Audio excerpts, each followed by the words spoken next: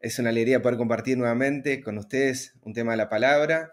El tema de esta mañana se titula Como por el Espíritu del Señor y es un tema que hace un tiempo, hace ya bastante tiempo me viene dando vuelta en la cabeza y que se termina de madurar con algunos comentarios que tuve con Daniel, sobre todo con los últimos temas que compartió acá en Córdoba, sobre todo el que tengo subido en el canal que se titula El Canal de Bendición. Así que bueno, gracias Daniel también ahí por esa inspiración. Ayer estuvimos charlando acerca de esto y bueno, fue bastante refrescante, un tiempo de refrigerio como para poner ideas en orden que uno tenía en la mente. Y la idea con este tema es, o sea, está dirigido particularmente a todos, pero particularmente a aquellos que hace tiempo venimos con este mensaje del Padre y el Hijo y el Señor nos está haciendo descubrir nuevas y nuevas verdades, nos está presentando nuevas luces. Y hay una conexión, hay dos conceptos que para mí en mi cabeza estaban conectados, pero no lo veía en ningún otro material o no lo veía vinculado. Y me gustaría hoy que podamos meditar en ello y si a ustedes se le ocurre algo más, lo podemos ir expandiendo. Es algo que va a venir rápido, o sea, el concepto va a cerrar desde el principio, pero sé que es amplio y que tiene muchas aristas y muchas vetas para seguir viendo. Entonces, obviamente el título, para aquellos que conocen de esta frase, parte del versículo que se encuentra en 2 Corintios, capítulo 3, verso 18, que dice, por tanto nosotros, todos, ¿no? Todos nosotros, mirando a cara descubierta como en un espejo, la gloria del Señor, somos transformados de gloria en gloria en la misma imagen como por el Espíritu del Señor.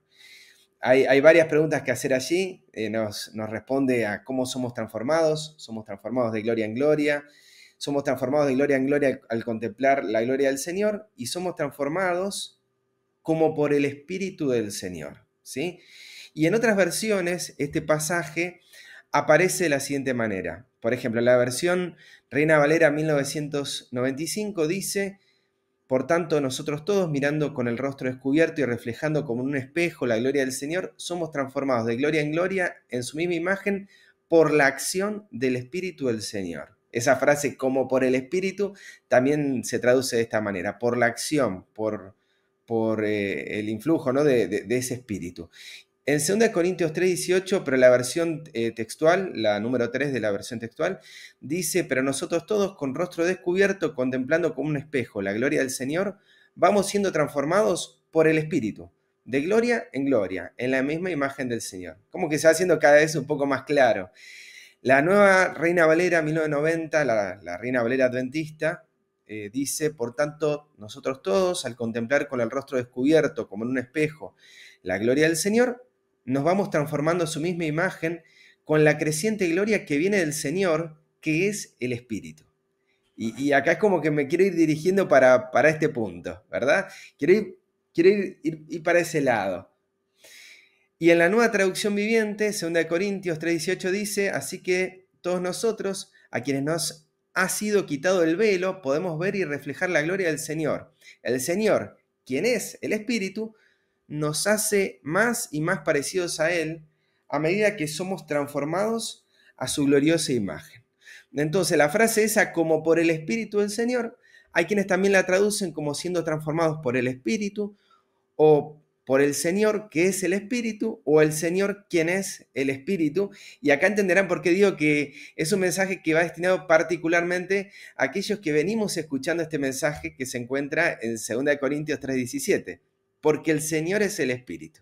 Y donde está el Espíritu del Señor, allí hay libertad. Hay un interés de Pablo de presentar que el Señor es el Espíritu. Hay un interés particular acá.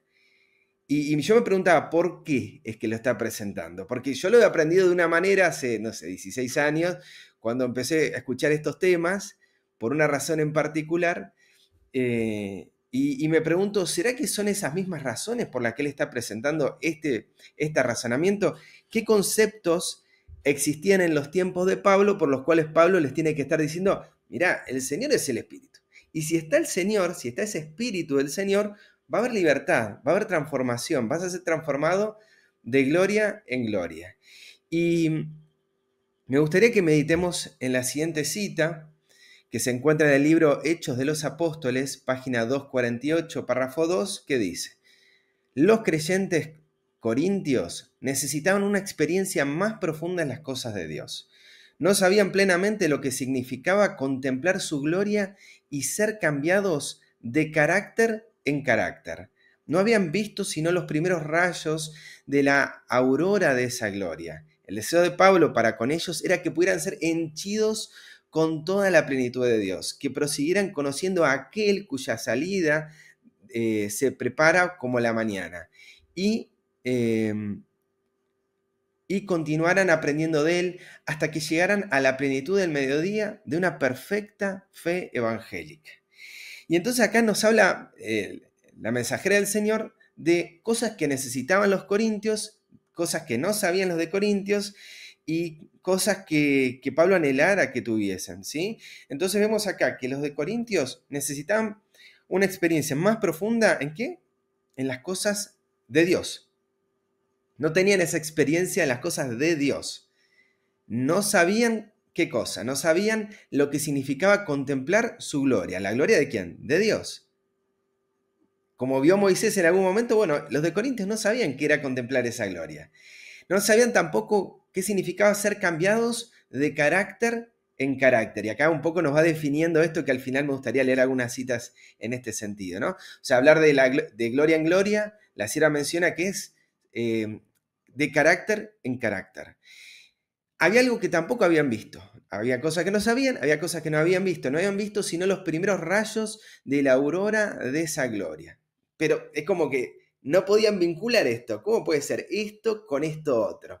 Y el deseo de Pablo para con ellos era que pudieran ser henchidos con toda la plenitud de Dios.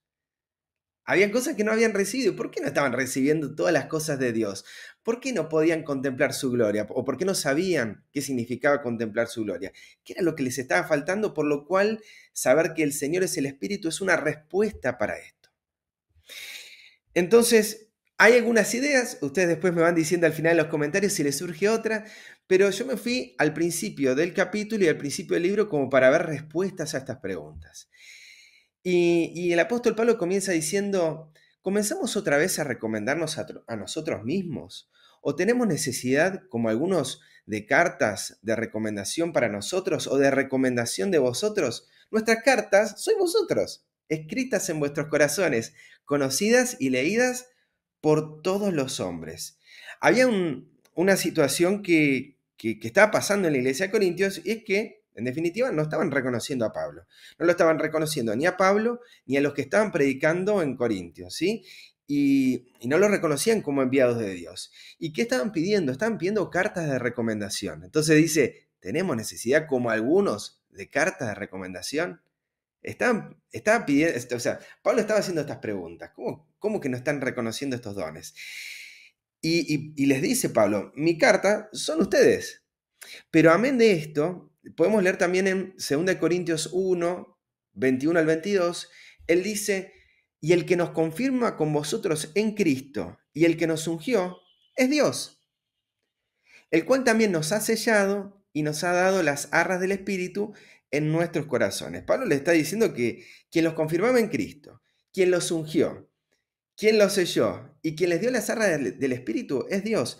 Independientemente de que la carta de recomendación de ellos eran los de Corintio, les estaba diciendo que si querían buscar evidencias y pruebas de eso, tenían que verlas en Dios. Y había algo que estaba desconectado. ¿Cómo puede ser que el ministerio de Pablo y la vida de Pablo esté confirmada por este ser que ellos tenían, como vimos en la cita anterior, nociones vagas, ¿no? Tenían una experiencia profunda, necesitaban una experiencia profunda en las cosas de Dios.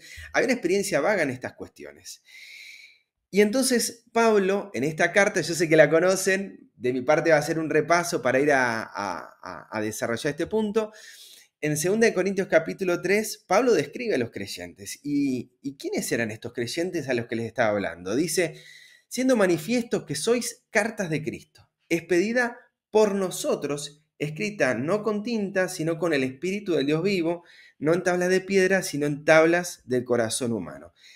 estos creyentes de Corintios eran cartas de Cristo que expidieron, que enviaron, ¿sí? Los apóstoles y que fueron escritas por el Espíritu del Dios vivo. Y en ese punto es como que me gustaría detenerme en esta presentación. Ellos también habían pasado por ese profeta, por ese proceso de Pablo. Cristo los había confirmado. O sea, son cartas de Cristo. Así como Pablo también es una carta de Cristo que Dios había enviado, ellos también lo estaban haciendo. Los apóstoles también estaban confirmando esto y el Espíritu había escrito ese testimonio en los corazones de ellos. Entonces, ¿qué estaba pasando? Y sé que me voy a saltear algunos pasajes, seguramente ustedes pueden sumar después, pero en el verso 6 entiendo que les explica por qué eran escritos con ese espíritu. Y el apóstol Pablo les dice, el cual asimismo nos hizo ministros competentes de un nuevo pacto, no de la letra, sino del espíritu, porque la letra mata, mas el espíritu vivifica. ¿Sí? Ahí la palabra más, entiendo que está agregada, la expresión es, porque la letra mata, el espíritu vivifica, no como oposición. Pero me gustaría detenerme en este punto de que ese espíritu, con el cual ellos fueron escritos, el espíritu de ese Dios vivo, es un espíritu que vivifica. Hay algo que están desconociendo ellos. Hay un espíritu que los está vivificando. El espíritu no es el que los mata. El espíritu no es el que le saca la vida. El espíritu es el que los vivifica. La letra es la que mata. El espíritu es el que les está dando vida. ¿Y qué debían esperar del ministerio del Espíritu que estaba escribiendo esa carta en el corazón de los Corintios? Dice 2 Corintios 3, 7 al 8, y si el ministerio de muerte grabado con letra en piedra fue con gloria, tanto que los hijos de Israel no pudieron fijar la vista en el rostro de Moisés a causa de la gloria de su rostro, la cual había de perecer, ¿cómo no será más bien con gloria el ministerio del Espíritu? Y me gusta cómo aparece en la nueva traducción viviente, porque apunta mucho para lo que estaba comentando. Dice, ¿no debiéramos esperar mayor gloria dentro del nuevo camino ahora que el Espíritu Santo da vida? Debían esperar algo ellos, ¿no? Y debían esperar algo de ese mismo Dios que estaba manifestando su gloria a través de Moisés, de esa ley que estaba siendo grabada en piedra. Debían esperar algo. Debían esperar algo que era mayor ahora. Dice, ¿no diéramos esperar mayor gloria? ¿Cómo no será más bien con gloria ese ministerio del Espíritu? ¿No debieran esperar ese Espíritu que estaba dando vida? ¿No debieran esperarlo con más alegría? ¿Y dónde debían esperar esta gloria? Y nos dice, 2 Corintios 3, 12 al 14, así que teniendo tal esperanza usamos de mucha franqueza. Y no como Moisés, que ponía un velo sobre su rostro para que los hijos de Israel no fijaran la vista en el fin de aquello que había de ser abolido. Pero el entendimiento de ellos se embotó, porque hasta el día de hoy, cuando leen el antiguo pacto, les queda el mismo velo no descubierto, el cual por Cristo es quitado.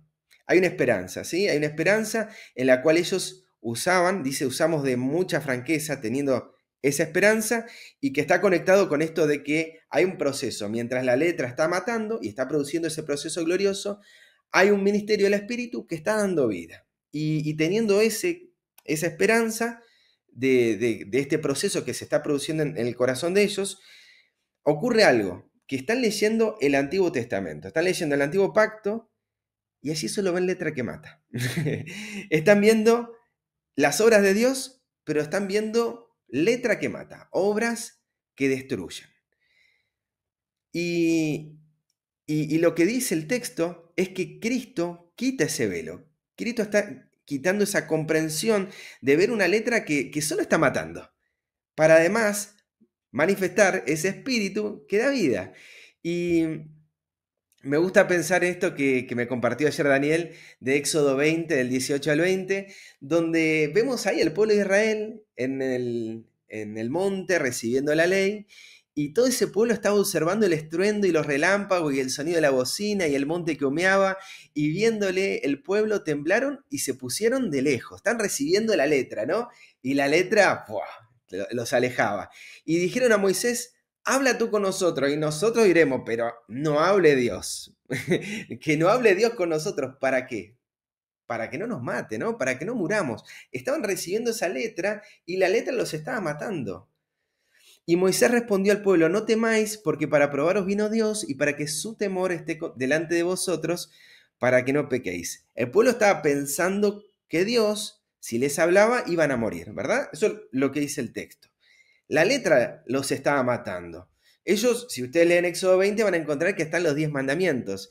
Y estaban recibiendo una ley que al escuchar, la escucharon como una declaración de muerte, ¿sí?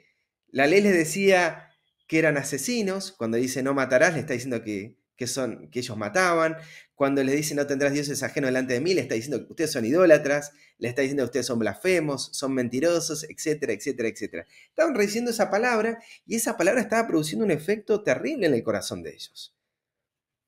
Pero el llamado de Dios, si leemos el versículo 20 de Éxodo 20, que aparece ahí abajo, vamos a ver que el deseo no era que lo temieran. Dice que su deseo era que su temor esté en ellos para que no pequen. Hay un tema de Carlos hablando acerca del temor de Dios, así que no voy a expandir sobre este tema, pero brevemente, el temor de Dios tiene que ver con el conocimiento de Dios. Y también sabemos que el temor de Dios es la sabiduría de Dios y Cristo es la sabiduría de Dios.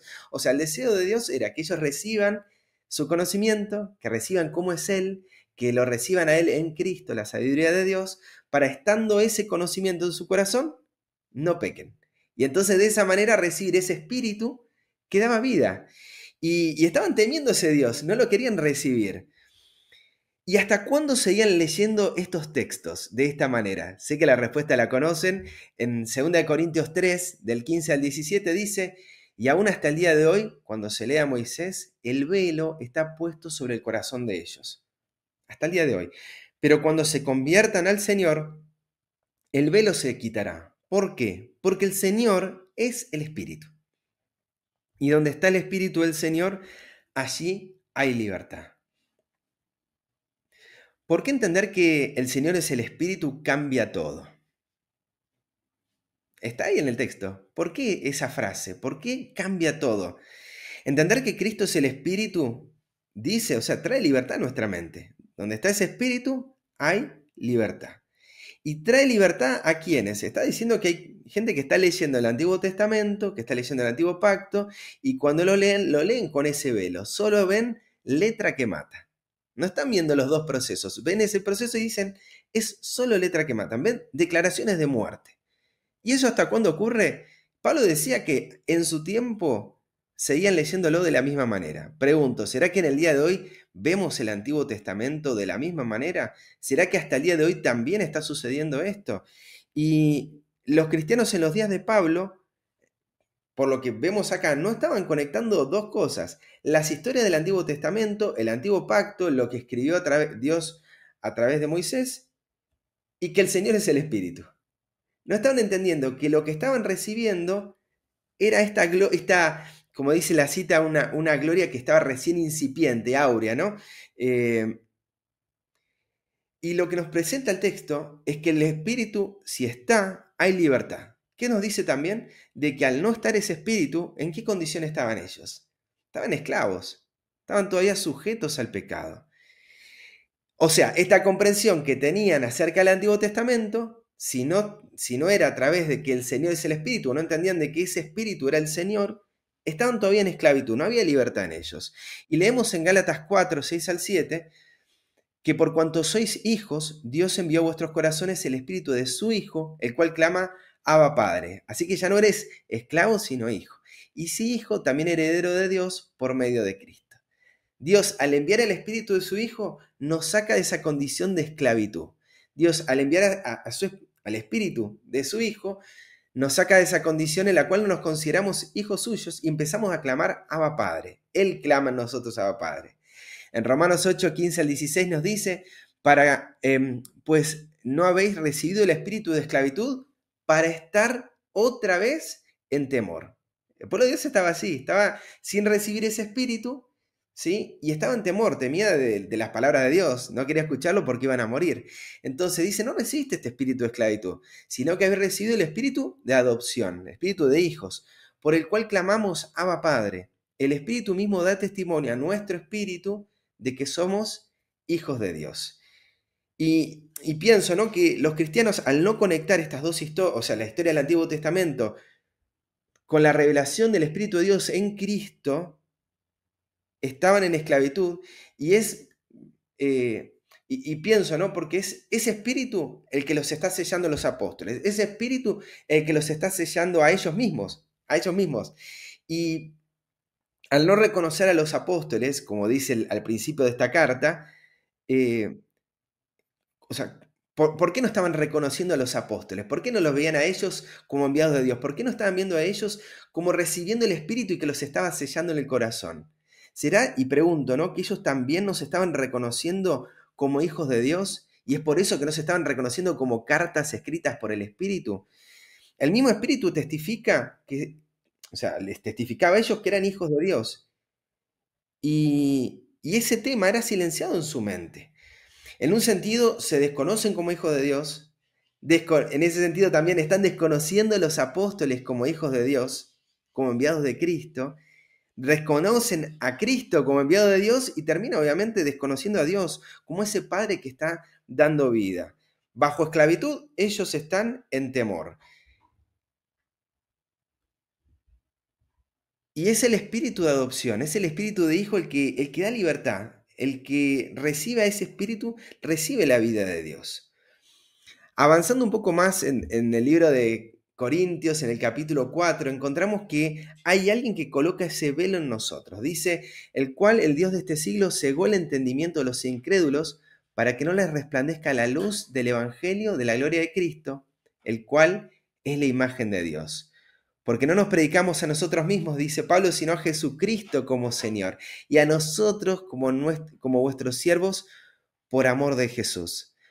Porque Dios, que mandó que de las tinieblas resplandeciese la luz, es el que resplandeció en nuestros corazones para iluminación del conocimiento de la gloria de Dios en la faz de Jesucristo. Es como que vuelve a explicar lo que vimos en el capítulo 3 y lo va haciendo cada vez más claro. El Dios de este siglo es el que sigue nuestro entendimiento, ¿sí? Nos muestra, ¿sí?, que la letra mata nada más. Recibimos ese entendimiento y nos esclaviza. Recibimos la palabra y es una palabra que nos trae muerte nada más. Cuando es quitado ese velo, vemos qué cosa. Tenemos un velo, estamos cegados. Pero dice, para que no les resplandezca algo, ¿qué es lo que les debe resplandecer a ellos que están con ese velo?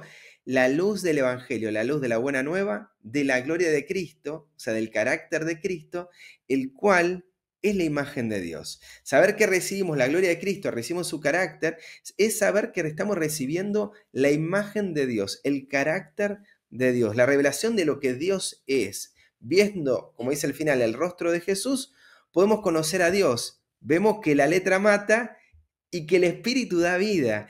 Y en este sentido, medito y bueno, abro también el juego.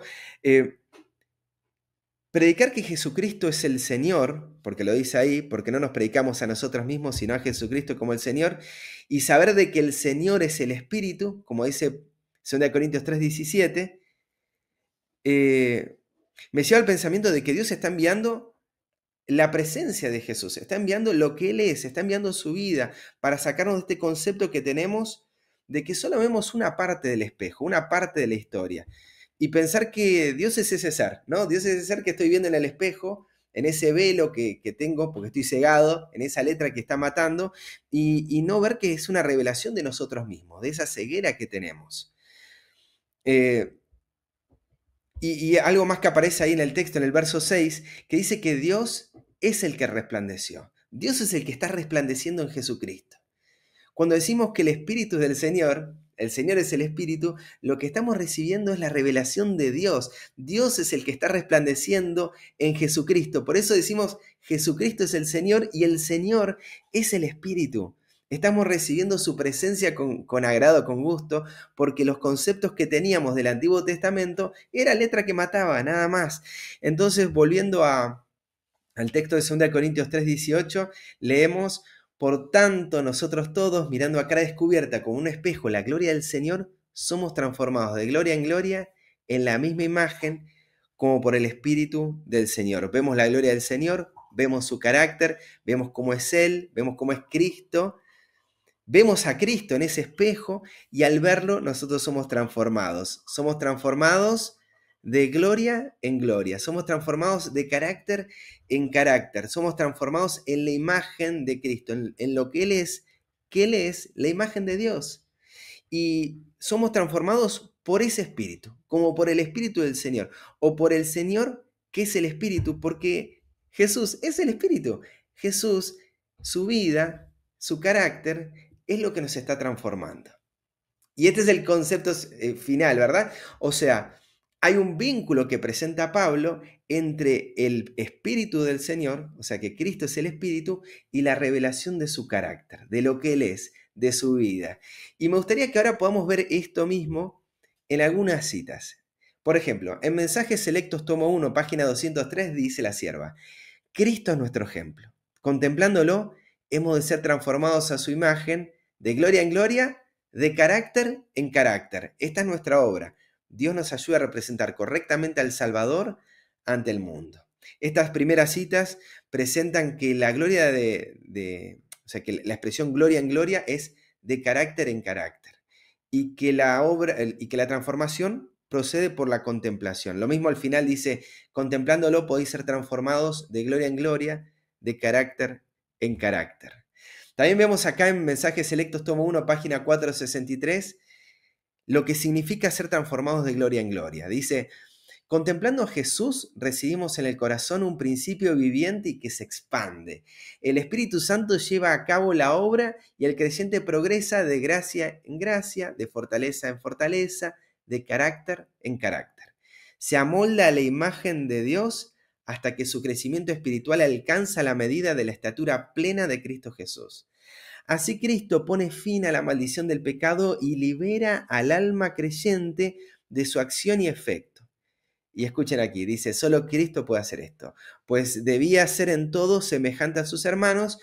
¿Para venir a qué? Para venir a ser misericordioso y fiel sumo sacerdote en lo que a Dios se refiere, en lo que a Dios respecta, ¿verdad? Para expiar los pecados del mundo. No sé si se entiende este punto. Solo Cristo puede hacer esto porque Cristo, o sea, nuestra semejanza, puede manifestar cómo es Dios en su misericordia y en este proceso de sumo sacerdote, de mediar entre Dios y el hombre, en todo a lo que es de Dios. O sea, está presentando cómo es nuestro Padre. Pues en cuanto él mismo padeció siendo tentado, es poderoso para socorrer a los que son tentados.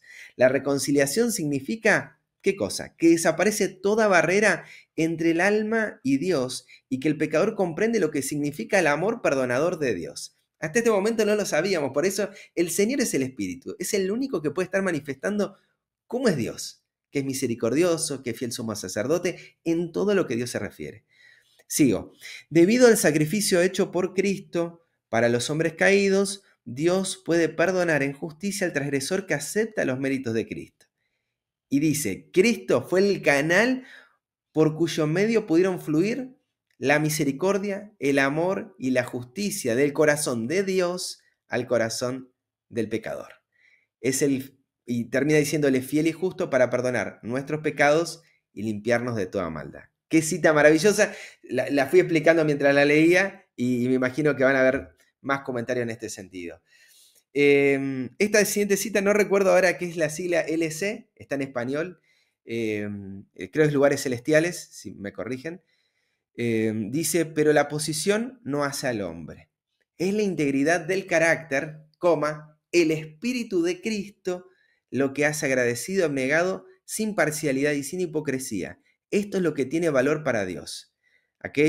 A aquellos cuya vida está escondida con Cristo en Dios, el Señor les dice: he aquí que en las palmas de las manos te tengo esculpida, delante de mí están siempre tus muros. Y en esta sección me gustaría que hablemos acerca de esta expresión, que ya empezamos a ver que no están desconectados, no son conceptos divididos, el Espíritu del Señor y su carácter. Dice: pero la posición no hace al hombre, es la integridad del carácter, el Espíritu de Cristo, lo que hace agradecidos, abnegados y sin parcialidad y sin... estoy leyendo la misma, perdón. Está en Testimonios para los Ministros, página 356. Y la última, a fin de conocerle, página 95, dice: poseer a Cristo es vuestra primera obra y revelarlo como aquel que puede salvar hasta lo sumo a todos los que se le allegan es vuestra obra para que le sigan en importancia. Servir al Señor de todo corazón es honrar y glorificar su nombre, ocupándoos de cosas santas, teniendo la mente llena de las verdades vitales reveladas en su santa palabra. La bondad, la humildad y la mansedumbre y el amor son los atributos del carácter de Cristo. Y dice, si tenéis el Espíritu de Cristo, vuestro carácter se amoldará o se modelará a la semejanza del suyo. Y quiero ir de menos a más en estas citas. ¿Qué significa que Cristo mora en nosotros? Testimonios para los ministros, página 387. El que Cristo more en nuestros corazones por la fe significa contemplar a Cristo, considerar siempre a nuestro querido Salvador como nuestro mejor y más honrado amigo, de manera que no lo ofendamos en ninguno de nuestros actos. El mismo libro, página 388. Enoc caminó con Dios en esa forma. Y Cristo vive en nuestros corazones por la fe cuando consideramos lo que Él es para nosotros y la obra que ha realizado por nosotros en el plan de redención. Pero vayamos un paso más. Página 388, párrafo 2. A medida que la mente se espacía en Cristo, el carácter se amolda a la semejanza divina. Los pensamientos se saturan con la comprensión de su bondad, de su carácter. Contemplamos su carácter y así Él está presente en todos nuestros pensamientos. Su amor nos abarca. Si observamos solo por un momento el sol en su gloria meridiana, cuando apartemos nuestros ojos, su imagen aparecerá en todo cuanto veamos. Así ocurre cuando contemplamos a Jesús. Todo lo que miramos refleja su imagen, la imagen del sol de justicia. No podemos ver ninguna otra cosa ni hablar de ninguna otra cosa. Su imagen está impresa en los ojos del alma y afecta toda porción de nuestra vida diaria, suavizando y subyugando toda nuestra naturaleza. Al contemplarlo somos conformados a la semejanza divina, a la semejanza de Cristo. Entonces vemos acá que si contemplamos cómo Él es, cómo es su carácter, si nuestros pensamientos se saturan de la comprensión de su bondad, Él está presente acá. Y este capítulo que estoy leyendo, página 388, es lo precioso que es Cristo para sus seguidores, ¿sí? O sea, cómo es que Cristo mora en nuestro corazón.